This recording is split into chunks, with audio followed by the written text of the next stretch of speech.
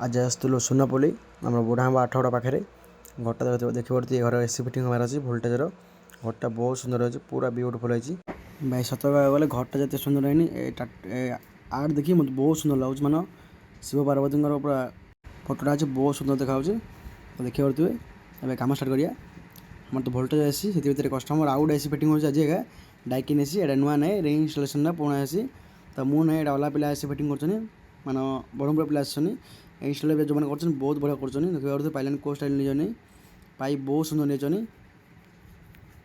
outdoor भी देखिए पड़े बहुत स्टाइल फिटिंग कर खाली अधा काम हो पूरा काम कम्प्लीट होनी अधा काम अच्छे से भाई आइजनी बाहर टे आसला बेटे फिटिंग हम तो काम सर आम काम देखिए पड़े हमारे फिटिंग हो इंटर फिटिंग करदेली ऊपर गोटे होल हबार अच्छे एक्सट्रा होल से होल भी कम्प्लीट